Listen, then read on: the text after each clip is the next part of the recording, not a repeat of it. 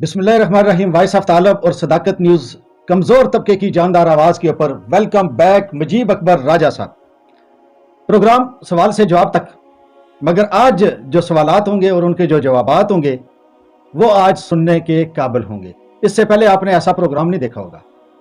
मगर प्रोग्राम शुरू करने से पहले मैं आपको एक शेर सुनाता हूँ कि हम वो नहीं जो जब्बा व दस्तार बेच दें या मसलहत के नाम पे किरदार बेच दें। हम बात करेंगे हकायक के ऊपर, रियलिटी के ऊपर, हकीकत के ऊपर। उसके अलावा हमारा कोई काम नहीं है। अल्लाह को जवाब दे हैं, कलम की हुर्मत का पास रखेंगे और जो बात कहेंगे, जो बात लिखेंगे, सच लिखेंगे। बंडली जनाजागाह तहसील खिरटा का बहुत एक तकरीबन 14 साल पुराना ये केस है। बंडली जनाजागाह का मामला, अवाम इलाका के साथ उसका तनाज़ा। ये जनाजागाह बनाई किसने थी? बंडली की, इस खिरटा शहर की मशहूर सियासी और समाजी शख्सियत चेयरमैन राजा महमूद साहब की सारी मेहनत और कावश, जिसकी वजह से उन्होंने अपनी जेब से ज़्यादातर पैसा जो है अपनी जेब से उन्होंने लगा के ये बंडली की आवाम के लिए ये जनाजागाह तामीर करवाई। तकरीबन उस वक्त भी इसके ऊपर 20-25 लाख रुपए से ज़्यादा लगा था। पहाड़ी को काट के ये जनाजागाह बनाई गई थी।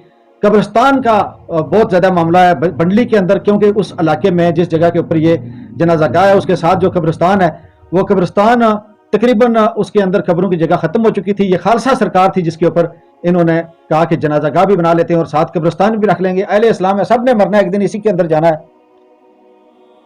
मगर फिर नेकी का सिला ये मिला कि एक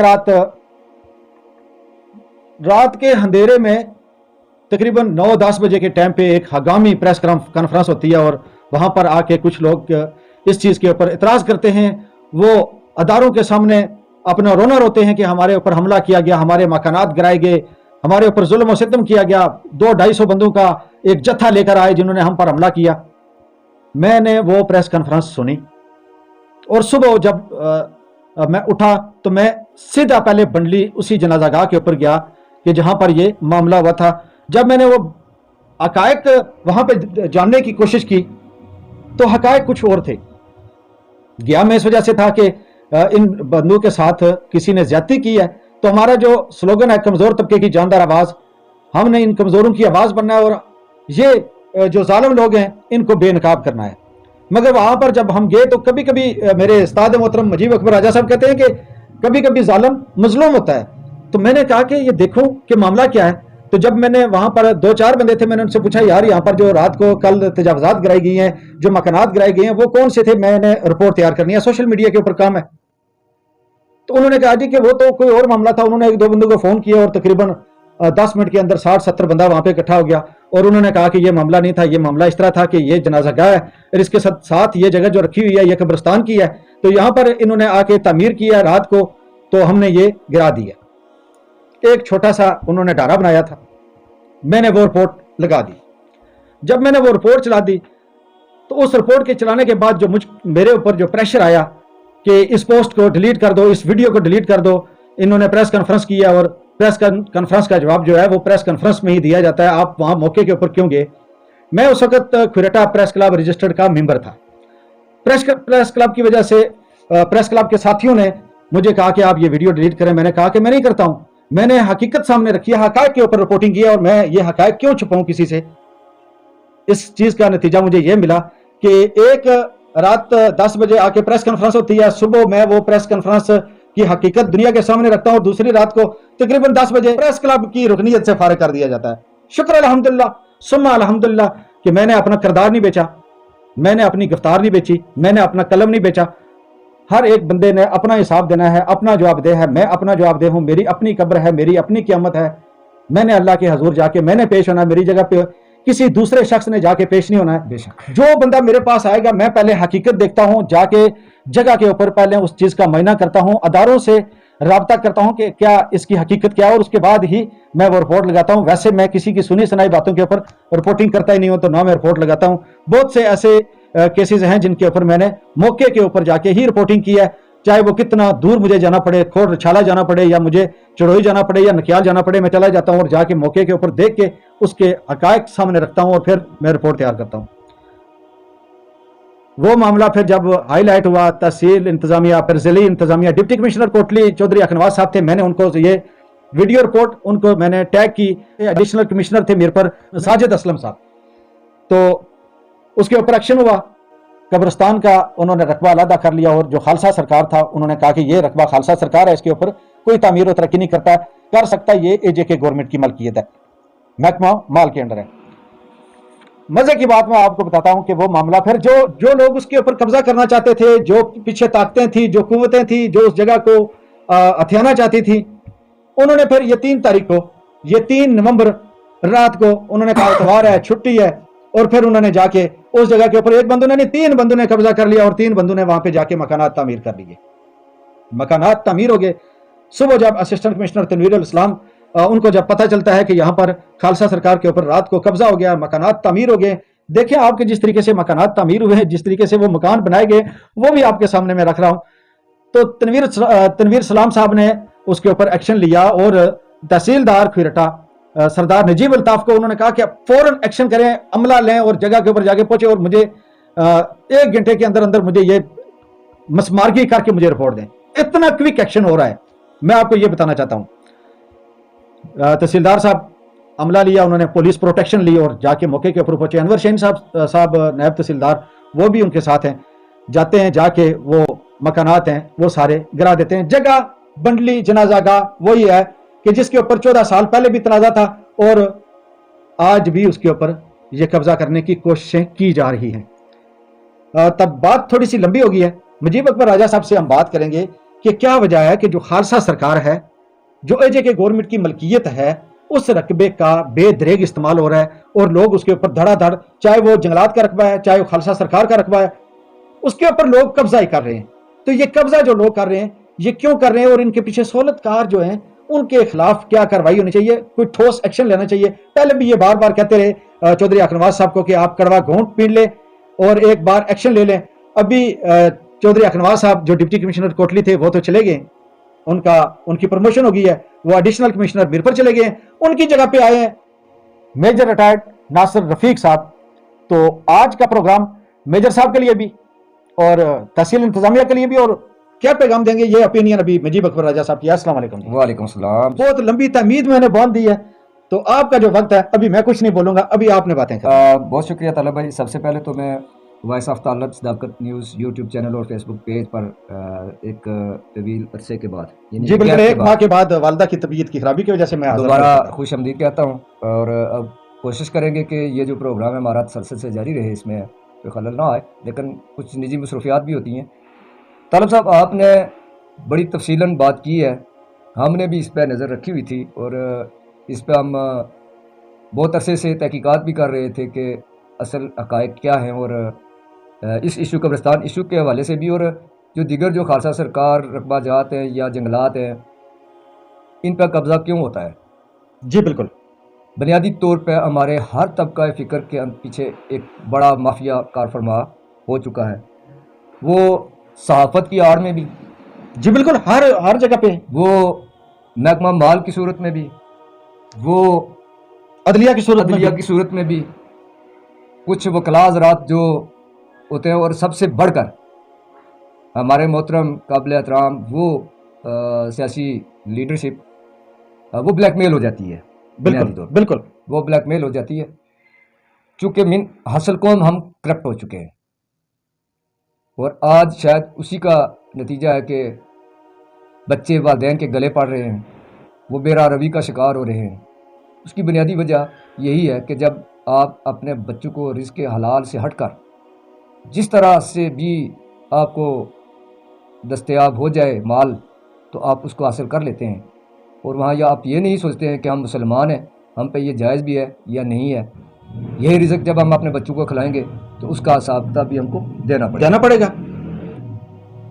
طالب صاحب، میں نے کھویرٹا میں ہمارے موجودہ وزیر صحت ڈاکٹر نثار انصر عبدالی صاحب نے ایک ہی کھلی کچہری لگائی تھی، تو میں نے اس میں بھی یہ بات اٹھائی تھی کہ یہ جو زمینوں کی خرید و فروخت ہے، اس پہ جو باری بار ٹیکسز لگا دیے گئے ہیں، یہ بنیادی اس چیز کی وجہ بن رہے ہیں کہ لوگوں کی قوت خرید ختم ہو گئی ہے، اور وہ یہ سوچتے ہیں کہ اگر ہم 1,00,000 کے ساتھ 47,000 روپये ٹیکس دیں گے تو وہ 1,47,000 روپये ہمیں لاکھ پہ جو ہے نا وہ 1,00,000 کے 1,47,000 بن جائیں گے. ایسا ہی ہے. اور لوگوں نے اب چونکہ اس میں اس کو چھوڑ دیا ہے تو میں نے اس وقت کے ڈپٹی کمشنر چودھری اکنواز صاحب سے بھی یہ ریکویسٹ کی تھی کہ چوہدری صاحب ایک بار کڑوا گھونٹ پی لیں. اب چونکہ میں طالب صاحب اس بات پہ متفق ہوں، میں ذاتی طور پر جانتا ہوں، مجھے وہ شاید نہ جانتے ہوں موجودہ کمشنر میرپور ڈویژن میرپور چودھری مختار حسین صاحب نہ بڑے دیندار اور میں ان کو جب وہ پروفیشنل تحصیلدار نکیال تھے تو اس وقت سے ان کو جانتا ہوں، کیونکہ اس وقت میرے بزرگ میرے ماموں وہاں اسسٹنٹ کمشنر تھے اور یہ تحصیلدار تھے وہاں پہ راجہ عبدالرؤف خان صاحب کے ساتھ. تو ان کے ساتھ میری ملاقات ہوتی رہتی تھی. وہ اس وقت میرا بچپنا تھا، لیکن اس وقت بھی یہ بات زبان زد عام تھی کہ تحصیلدار ایک نیک، اچھا اور پرہیزگار اور کمپیٹنٹ آدمی ہے. جی بالکل. لیکن اگر میں یہ ٹیکسیز کی بات کروں تو یہ جتنے بھی ٹیکسیز پڑے ہوئے ہیں یہ بھی چودھری مختار صاحب کا بحیثیت senior member board of revenue کارنامہ ہی ہے. ایسا ہی ہے بالکل. چونکہ انہوں نے قانون تو بنا دیا، کیبنٹ سے منظوری ہو گئی، یہ لاگو ہو گیا، تو اس کے پیچھے یہ نہ دیکھا گیا کہ اس کے اثرات کیا ہوں گے. آج اگر کمپارٹ نمبر 10 میں نواب گجر لاکھوں روپے دے کر جنگل پہ قبضہ کر رہا ہے، لوگ خالصہ سرکار اور شملاتوں پہ قبضہ کر رہے ہیں، اور اس میں جب رسوا ہوتے ہیں تو میرے اور آپ جیسے اور چیئرمین راجہ محمود صاحب جیسے مخیر لوگ جو درد دل رکھتے ہیں، لوگوں کے لیے کام کرنا چاہتے ہیں، پھر وہ زد میں آتے ہیں. ہماری بلیک میلنگ کیا ہوتی ہے؟ لیڈرشپ کو کہتے ہیں ہم نے آپ کو ووٹ دیے، لیکن لیڈرشپ یہ نہیں کہتی ہے کہ آپ کام کیا کر رہے ہیں، جائز ہیں یا ناجائز کر رہے ہیں. یہ تو کسی نے بھی نہیں پوچھا کسی سے، انہیں تو ووٹ سے کر رہے ہیں. اس پہ طالب صاحب میں آج بھی یہ کہتا ہوں کہ میں چونکہ میرا کچھ وقت گزارا ہے، میرا ان سے سیاسی اختلاف آج بھی موجود ہے، بہت سی باتوں پہ ہے جناب محترم راجہ نثار احمد خان صاحب، مگر وہ سٹینڈ کر جایا کرتے تھے کہ یہ غلط بات ہے، میں اس پہ آپ کا ساتھ نہیں دے سکتا. یہ ہوتی ہے لیڈرشپ، یہ ہوتی ہے یہ کوالٹی.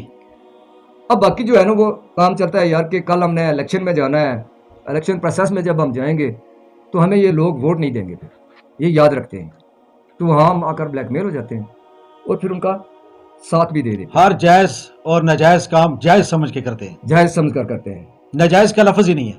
پھر ہمارے پریس کلب میں اگر کوئی آ جاتا ہے، میں بھی ایک پریس کلب کا سرپرست اعلیٰ ہوں، آپ تو تحصیل پریس کلب کے سرپرست اعلیٰ ہیں، پریس کانفرنس کرتا ہے تو وہ آ کر فیس پے کرتا ہے پریس کلب کی کہ ہم یہ فیس دیتے ہیں، تو ہم بھی وہاں بلیک میل ہو جاتے ہیں. لیکن آپ نے کہا غلط آدمی میں اسی پہ آتا ہوں. ہاں جی، آپ نے ایک بات کی کہ میں نے دوسرے دن صبح جا کر موقع پہ جا کر تحقیق کرنے کی کوشش کی، جو ایک بہترین جرنلسٹ کا یہ کام ہے. پریس کانفرنس میں تو ہر انسان اپنا موقع بیان کرتا ہے نا. جی بالکل. وہ اپنے آپ کو سچا ثابت کرنے کی کوشش کرتا ہے، لیکن جب آپ پرسنلی جرنلزم کرنے کے لیے جاتے ہیں تو آپ تحقیق کرتے ہیں کہ اس رقبے کی نوعیت کیا ہے، بالکل، اس کا کل یہ کتنا رقبہ ہے، کیا یہ اگر قبرستان کا کلیم کیا جا رہا ہے، جنازہ گاہ کا کلیم کیا جا رہا ہے تو اس کی باقاعدہ منظوری ہوئی ہے. بالکل. یہ خالصہ سرکار میں گورنمنٹ دیتی ہے لوگوں کو، حتیٰ کہ پلین جنگل کے رقبہ جات میں بھی قبرستان، پانی اور سڑک یہ الاؤ ہے. بالکل. اچھا آپ وہاں گئے، آپ نے وہ تحقیقات کی، لیکن میں نے تو نہ راجہ محمود صاحب کو وہاں پہ بلایا، میں نے نہ جو دوسرے فریق تھے جنہوں نے رات کو آ کے پریس کانفرنس کی ان کو بلایا، میں نے کسی بھی پارٹی کو نہیں بلایا، میں غیر جانبدار ہو کے راجہ محمود صاحب جیسے لوگ جو ہے نا وہ قصوروار ہیں، کیونکہ نیکی کے زیادہ ٹھیکے انہوں نے لے لیے، کیونکہ اللہ پاک نے ان کو دے دیا ہے تو ان کی یہ خواہش بھی ہے کہ چلو یار کم از کم ہم نے مرنا ہے، یہ ساتھ تو نہیں جائے گا، تو اس کے نیکی کے کاموں میں اس پہ ہم صرف کر دیں. لیکن وہ یہ نہیں سوچتے کہ کیا ہم اس قابل بھی ہیں کہ نہیں ہیں، جو ہم عوام ہیں، ہم لوگ ہیں، یہاں کے اہل دے کے جو لوگ ہیں وہ اس قابل بھی ہیں یا نہیں ہیں. وہ ذاتی لالچ میں آگے ان کی کریکٹرائزیشن کی، ان کو ذلیل کرنے کی کوشش کی گئی، ان کو بدنام کرنے کی کوشش کی گئی، ان کو راجپوت بنا دیا گیا، ان کو کسی جماعت کے ساتھ منسلک کر دیا گیا، لیکن یہ نہ دیکھا گیا کہ ہم کر کیا رہے ہیں، اس بندے کی اس علاقے کے لیے قربانیاں کیا ہیں، وہ کیا ہے وہ بھول گئے ہم. لیکن یہ ہمارا جو لالچ ہے یہ ہمارا ساتھ کیوں نہیں دیتا. لیکن راجہ محمود صاحب جیسے لوگ کسی بھی صورت میں وہ بھی راجہ نثار صاحب کے ساتھ رہے ہیں، وہ کبھی ایسا نہیں کر سکتے ہیں، ان کی تربیت میں یہ شامل نہیں ہے. اور لیڈرشپ چونکہ یہ جو ہمارے راجہ محمود صاحب ہو گئے، راجہ نثار صاحب ہو گئے، یہ سارے جو ہیں وہ مجاہد اول سردار عبدالقیوم خان کے شاگرد ہیں، شاگرد ہیں بالکل. اور مجاہد اول سردار عبدالقیوم خان کی اپنی ایک شخصیت تھی، وہ دائرہ اسلام سے ہٹ کر دین سے ایک انچ بھی باہر جانے کی کوشش نہیں کرتے تھے. مجیب صاحب میں یہاں پر میرے ذہن میں ایک سوال آ گیا آپ کے لیے. حکم کریں. یہ ہونا تو کسی مفتی عالم دین سے ہونا چاہیے، مگر مجیب اکبر راجہ صاحب بحیثیت مسلمان ہمارا جو علم ہے ہم اس کے مطابق ہی بات کریں گے. کیا قبضہ کی ہوئی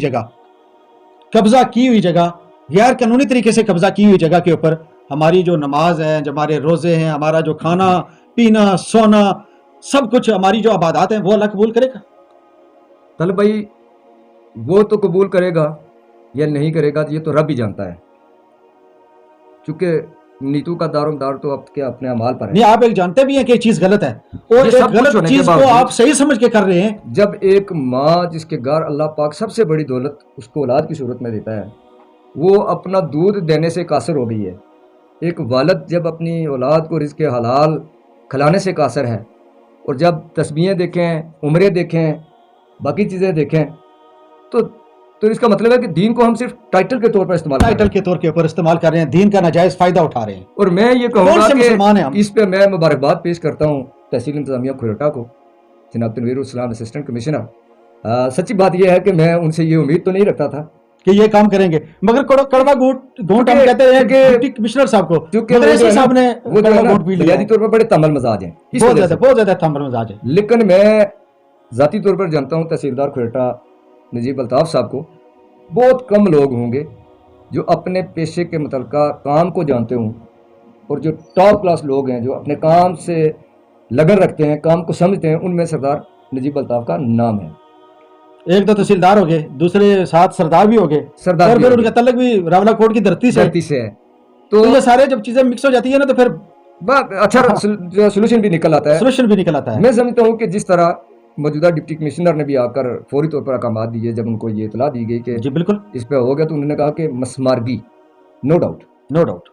اب میں آگے میجر ناصر رفیق صاحب سے یہ گزارش بھی کروں گا کہ محکمہ مال کی طرف سے اس پہ فوری طور پر FIR ہونی چاہیے، اور جو مافیا ان کی سرپرستی کرتا ہے اس قبضہ مافیا کی، وہ چونکہ میں اور آپ تحقیق کر سکتے ہیں، ہم تفتیش نہیں کر سکتے. نہیں، تفتیش کرنا تو FIR دینے کا ہمارا اختیار نہیں ہے، وہ تو تھانہ پولیس کوئٹہ کا ہے، اور محکمہ مال ہی دے سکتا ہے. محکمہ مال کی مدیت میں ہاں جی بالکل. اور اس مافیا کو انویسٹیگیٹ کیا جائے، اس کو سامنے لایا جائے، اور اس کے بعد ان کو ایسی قرار واقعی سزا دی جائے کہ آئندہ کوئی اتنی جرت نہ کر سکے. اور مہاراجہ کا دور جو تھا اس کی یاد تازہ کی جائے. مہاراجہ کے دور میں وہ بلا شبہ مسلم نہیں تھا، وہ قانون پہ عمل درآمد کرتا بھی تھا، قانون کے اوپر عمل درآمد تھا، وہ کرتا بھی تھا اور کرواتا بھی تھا. تو وہ یاد تازہ ہونی چاہیے. چونکہ ہمارے جو موجودہ وزیر اعظم ہیں جناب انوار الحق صاحب، ان سے بہت سی باتوں پہ اختلاف ہو سکتا ہے، لیکن وہ بھی راجہ نثار صاحب کی طرح مافیا کے کبھی حق میں نہیں ہو. مافیا کے ہاتھ میں وہ بھی نہیں آتے، وہ بڑے اسٹریٹ فارورڈ. اور میں امید رکھتا ہوں کہ یہی ایشو جو ہے یہ آزاد کشمیر کے اندر ایک مثال بنایا جائے گا، اور اس قبضہ مافیا کو سامنے لایا جائے گا، پبلک کیا جائے گا. یہ سوشل میڈیا بڑی پاور ہے، آپ ان کو پکڑیں، سامنے لائیں، ان کی ہم تصاویر وائرل کریں گے اور ان پہ لعن طعن کریں گے تاکہ آئندہ کوئی یہ کتنے قیمتی رقبے ہیں جو یہ قبضہ مافیا قبضہ کر رہا ہے. دیکھ رہے ہیں پیسے کے زور کے اوپر ایک طرف کالونیاں بنی ہوئی ہیں، وہ جنگلات کے رقبہ جات دیے گئے ہیں، لوگوں نے بڑے پرانے مکان بنائے ہوئے ہیں. اگر وہ کوئی کہیں اس کی توسیع کرتے ہیں یا اس کی درستگی کرتے ہیں تو وہاں محکمہ پہنچ جاتا ہے اور ان کو روکتا ہے. کچھ جنگلات والے جو ہیں وہ بھی اپنا مال بناتے ہیں. جنگلات والے تو جنگل میں تو جنگل کا قانون چلتا ہے، وہ جنگلات والے تو وہاں پہ جا کے منتری لیتے ہیں. میں یہ سمجھتا ہوں کہ اس پہ اگر یہ منتریاں نہ لیتے جنگلات والے تو جنگلات کا رقبہ اتنا ہے جس کے اوپر سب سے زیادہ وہ بھی ہمارے بھائی ہیں، وہ بھی ہمارے بھائی ہیں جو مہاجرین وہاں سے یہاں ہجرت کر کے آئے ہوئے ہیں. ان کے لیے ایک تعین کیا جائے اور ان کو باقاعدہ طور پر 10 مرلے 1 کنال 2 کنال جو بھی گورنمنٹ محسوس کرتی ہے وہ باقاعدہ ان کو حقوق ملکیت دے کر ان کا تعین کر دیا جائے. نہیں، جو مہاجرین تھے 65 کے ان کو تو جنگ میں زمینیں الاٹ ہوئی ہیں، جو 47 کے تھے ان کو تو یہاں پہ رقبے بھی الاٹ ہوئے ہیں، اور یہاں پر تو ان کو بھی دخل کر دینا چاہیے. نہیں ایسا تو ان کو نہیں ہوا، ان کو یہاں کم از کم اپنے مکانات بنانے کے لیے. ابھی 101 کنال اگر جنگ میں زمین ہے میری اور میں نے یہاں پر بھی 100 کنال کے اوپر قبضہ کیا ہوا ہے تو یہ ناانصافی ہے. 64 کنال رقبہ فی ایک مہاجر کو ایک الاٹی کو الاٹمنٹ ہوتی ہے اور ہو چکا ہے، سب کا ہو چکا ہے، کوئی بھی ایسا شخص نہیں کنال اس کے پاس موجود ہے تو یہاں بھی وہ مزید قبضہ کر رہا ہے جنگلات پہ، تو اس میں بھی کاروائی ہونی چاہیے، کاروائی ہونی چاہیے نا، یہی چیز ہے نا، یہ ریاست کو اپنی ریٹ کیا. اب اس میں بھی کچھ لوگوں نے وہاں اپنے رقبہ جات جو ہے فروخت کر دیے ہیں، فروخت کر دی ہے، حقوق مالکیت حاصل کرنے کے بعد ان کو فروخت کر دیا ہے. وہ کشمیر پراپرٹی ہے پاکستان کے اندر، بالکل، اور ایک کئی ایکڑ پر محیط ہے، وہ خربوں کے حساب سے ہے، خربوں کے حساب سے جو ہے. تو ان لوگوں کو یا تو وہاں پہ جا کر قبضہ کر بھی کیا نہیں، جہاں پر جو چلو یہ ہم کہتے ہیں نا کہ جو یہاں پر جنہوں نے آ کے یہاں پہ آباد ہو گئے ان کو بے دخل نہیں کرنا چاہیے، مگر جتنا رقبہ ان کو الاٹ ہوا ہے 10 مرلے ہے یا 1 کنال ہے، اس کا تعین تو دے دینے چاہیے، ان کے ملکیت دے دیں ان کو، تاکہ وہ آگے نہ بڑھ سکیں، ان کے پاس ریکارڈ ہو، اور محکمہ مال جو ہے جو اصل ذمہ دار ہے اس کا، وہ جائے وہ تعین کرے کہ اس کو 100 کنال سے زیادہ رقبہ لوگوں نے اپنی صحیح ہے رکھا ہوا صحیح ہے، اور نہیں کسی کو دخل اندازی کرنے دیتے. وہاں پر لوگوں کو قبضے بھی کروائے جاتے ہیں. اگر آپ نے میں نے وہاں پہ مکان میں نے بنایا ہوا ہے اور اس کے ساتھ میں نے جنگل کا یا خالصہ سرکار کا 100-200 کنال رقبہ میں نے اس کے اوپر بھی قبضہ کیا ہوا ہے، تو اگر لینا چاہتے ہیں تو میں آپ سے پیسے لے کے آپ کا مکان بنوا دوں گا، کیونکہ وہ قبضے میرے میں. یہ ایسے قبضے ہو رہے ہیں طالب صاحب، یہ سب کچھ ہو سکتا ہے، مگر میں کہتا ہوں کہ آئیے سب سے پہلے ہم مسلمان تو بنے. جب ہم احتساب کریں، جب ہم مسلمان بن گئے تو ہمارے بہت سے مسائل حل ہو جاتے ہیں، ریاست کے مسائل حل ہو جاتے ہیں. لیکن اوپر سے لے کر اور یہ قبضہ مافیا سے جان کب چھوٹے گی؟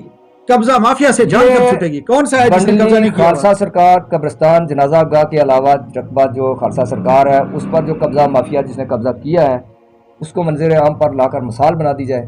تو اس کو میں نے پہلے بھی کہا کہ ہم اس کو انشاءاللہ اتنا وائرل کریں گے، اور حکومت اور انتظامیہ اور تحصیل انتظامیہ ذیلی انتظامیہ کو بھی اپریشیٹ کریں گے، پولیس کو بھی جو اصل چیزیں انویسٹیگیٹ کرنے کی، کہ وہ محکمہ مال سے بھی ریکارڈ لے گی. نہیں محکمہ امانات کی جو بلڈنگ ہے یہاں پر جس کے اوپر قبضہ ہے، میں پہلے کہا کہ ہم بحثیت صحافی بھی ہم کرپٹ لوگ ہیں، ہم کسی کو یہ نہیں کہہ سکتے. طالب بھائی مجھے بہت بار آفر ہوئی ہے، میں نے ہر بار یہ کہا ہے کہ میں جب تک جرنلزم کروں گا میں ایسا نہیں کر سکتا کہ ایک کام میں خود غلط کروں اور میں اس کو صحیح کرنے کی تلقین کروں، یہ نہیں کر سکتا.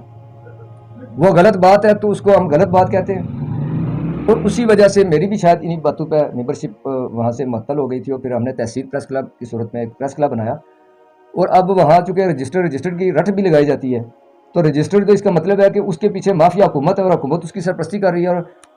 اور دیکھیں نا وہ رجسٹر کون کرتا ہے؟ پریس فاؤنڈیشن، جس کو 2003 میں میں اور اس کو بنانے والے جو ہمارے بابا صحافت آزاد کشمیر ہے راجہ نثار احمد خان صاحب، جب اس وقت کے ہمارے جو چیئرمین بنے تھے پہلے جناب مصطفیٰ مغل صاحب پریس فاؤنڈیشن کے چیف جسٹس ریٹائرڈ ہوئے ہیں، وہ پہلے ہمارے بالکل تھے. اس کا جو ایکٹ پاس ہوا پھر 2009 میں جب یہ رولز اس کے بنے، ہم اس کے ساتھ تھے، اس میں انوالو تھے، ہم اس میں اپنی رائے بھی دیتے تھے. تو جب وہ بنا تھا تو اس کا بنیادی مقصد یہ تھا کہ آپ جرنلزم کرتے ہیں، خدا نخواستہ آپ پہ کوئی ایسی آفت آ جاتی ہے، کیونکہ وہ تو کسی بھی صورت میں کوئی پتہ نہیں ہوتا ہے، آپ بیمار ہو جاتے ہیں، سیریس ہو جاتے ہیں، تو آپ کے پاس وسائل نہیں ہوتے، تو وہ بھی حکومت آزاد کشمیر پریس فاؤنڈیشن کی صورت میں فاؤنڈیشن ہے نا، فاؤنڈیشن ہے، پریس فاؤنڈیشن ہے. اب انہوں نے رجسٹریشن کرنا شروع کر دی ہے. تو جب حکومت کے اندر ہماری حکومت ہی بلّہ پان کرے گی، یا تو آپ کوئی ایسا ادارہ بنائے نا. اب وزارت اطلاعات بنا دیا آپ نے، اب وزارت اطلاعات کے انڈر میں تو نہیں آتا ہوں، نہ ہی میں وزارت اطلاعات کی مرضی اور منشا کے مطابق رپورٹنگ کروں گا. میں تو اصل حقائق کو سامنے لاؤں گا، چاہے میں نے FIRs کا سامنا کیا، چاہے میں نے سرکاری استغاثوں کا سامنا کیا، لیکن میں اپنے کام سے نہ پیچھے ہٹوں گا. اگر وزارت اطلاعات ہمیں لکھ کے دے گی کہ آپ نے یہ چیز پڑھنی ہے، اگر وزارت اطلاعات ہمیں کہتی ہے کہ آپ نے یہ چیز پڑھنی ہے، اس کے علاوہ آپ نے نہیں پڑھنا ہے، تو پھر ہم کیوں میں ان کا خبرنامہ پڑھ رہا ہوں کہ ایسا کروں گا؟ ایسا ہم صحافی ہیں، ہم اپنی رپورٹ بنائیں گے، ہم اپنے طریقے سے ہم اس کی کھوج لگائیں گے، ہم جرنلزم کریں. طالب صاحب اس سلسلے میں یہ نہیں ہے کہ آپ کے فیملی کی طرف سے بھی پریشر رہا، فیملی کی طرف سے بھی پریشر رہا، لیکن میں نے ہر بندے سے کہا کہ میں ایسا نہیں کر سکتا، لیکن میں اگر اس وقت تک ڈٹا ہوا ہوں تو میں اس پہ اپریشیٹ کرتا ہوں. وہ صرف میرے بڑے بھائی نہیں، میرے باپ کا درجہ رکھتے ہیں، انہوں نے ہمیشہ میری سرپرستی کی ہے، اور مجھے انہوں نے کرج بھی دیا ہے، انہوں نے مجھے سمجھایا بھی ہے. محمد افضل سبحانی، ان کی مہربانی ہے. میں آج بھی ان کا، میں نے کہا نا کہ میں صرف بھائی کی طرح ان کا احترام ہی نہیں کرتا، میں ایک والد کی طرح کرتا ہوں، ہونا بھی چاہیے. ان کی سرپرستی میں یہ کام کر رہا ہوں. تو انہوں نے مجھے صرف یہ کہا کہ ایک زندگی میں اگر مجھے یہ پتہ چلا کہ آپ نے کسی کے ساتھ جھوٹ بولا ہے، فراڈ کیا ہے، کسی سے ناجائز پیسے لیے ہیں، उस दिन मेरे मुंह नहीं लगना है, फिर गाह पे नहीं आना है। मगर ये खरेटा प्रेस क्लब की बिल्डिंग के खाली करने के हमारे तो डिप्टी कमिश्नर साहब देखिए ये बिल्डिंग जो है ना, डीसी साहब ने ये दिए हैं असिस्टेंट कमिश्नर साहब को। आपकी पोस्ट भी लगी थी, मैंने आपकी पोस्ट भी देखी थी। मैंने बिल्कुल वो पोस्ट की थी, मैंने वो नोटिफिकेशन वो जो नोटिफिकेशन भी जारी हो चुका है ऑफिस से, मैंने वो इसका अदालत सिविल कोर्ट से ये फैसला भी हो चुका है। हाँ जी, वेटनरी ऑफिसर के लिए ये कोई भी तालुक साहब इसको मेरे वो हमारे कोलीग हैं, हमारे भाई हैं, लेकिन मैं नहीं समझता हूँ कि जो जर्नलिज्म करने वाला आदमी है वो इसको पसंद करता हो। खोड़ में एक वाकया हुआ था, एक नायब कासिद ने एक कमरे में चारपाई लगा ली थी, सॉरी नायब कासिद नहीं, वो चौकीदार था रात को सोने के लिए। तो उनकी कुछ ज़ाती इख्तिलाफ भी था मकामी सतह पर उस चौकीदार का, फैमिली में जो होता है हमारा। तो उन्होंने शोर डाल दिया कि ये चौकीदार यहाँ कब्जा माफिया हो गया है, ये कब्जा, और हमारे इन्हीं साथियों ने इसके खिलाफ जो है ना बहुत इसकी तहकीक हुई थी, सेक्रेटरी तालीम से लेकर नीचे तक ये सारी तहकीकात हुई थी। वो बेचारा पीट रहा था जी कि आपने मुझे यहाँ चौकीदार छोड़ा हुआ है, मैंने अगर उस कमरे में चारपाई लगाई हुई है तो मैं वहाँ बैठता हूँ, मैं जागता हूँ, मैं इसकी हिफाजत करता हूँ। लेकिन हमने उसको भी इतना कर दिया था कि पीछे से शायद दूसरी पार्टी ने माल दिया होगा, दूसरी पार्टी ने माल दिया, खुद जाकर एक सरकारी। अब ये बिल्डिंग यहाँ प्रेस क्लब को नहीं मिली थी, मैं उस वक्त इस प्रेस क्लब का मेंबर था तालिब साहब। ये जो ब्रिज है, ये पुल जो है थाना पुलिस कोयटा के साथ और TSQ के दरमियान में है, इसकी तामीर हो रही थी और उस वक्त लाइन ऑफ कंट्रोल पर शदीद शेलिंग हो रही थी। तो हमने उस वक्त महकमा लाइव स्टॉक के होते थे कोटली से अमजद साहब, और यहाँ डॉक्टर अरुण होते थे, मेरे अजीज़ हैं। तो डॉक्टर अरुण चूँकि यहाँ मकामी थे, तो हमने उनसे ये रिक्वेस्ट की जी कि हमारे जो वहाँ लोग शेलिंग से शदीद ज़ख्मी होकर आते हैं उनको यहाँ फर्स्ट एड दी जाए, क्योंकि TSQ का रास्ता बंद है। अगर वो गाला बाजार से दिहाड़ी बाग से होकर TSQ में आते हैं, वहाँ रेफर चिट भी बनानी पड़ती है। तो उस मुश्किल को मद्देनज़र रखते हुए आप हमें ये रिहायश का जो है डॉक्टर की सरकारी, ये कुछ अरसे के लिए आप हमें दें, जब तक ये पुल तामीर होता है और ये गोलाबारी हो रही है। तो उस दौरान ये दी गई थी, ये प्रेस क्लब के लिए नहीं दी गई थी कि हम उस पर कब्जा करके बैठ जाएंगे और ये हमारा हो जाएगा। बहरहाल जिसकी लाठी उसकी भैंस, जिसकी लाठी उसकी भैंस। प्रोग्राम को इसी बात के ऊपर ख़त्म करते हैं। कल इंशाअल्लाह ताला एक नया प्रोग्राम दोबारा लेके इसी टाइम आपकी खिदमत में हाजिर होंगे। तब तक के लिए हमें दें इजाज़त। अपना बहुत सा ख्याल रखिएगा। अल्लाह ने के बाद।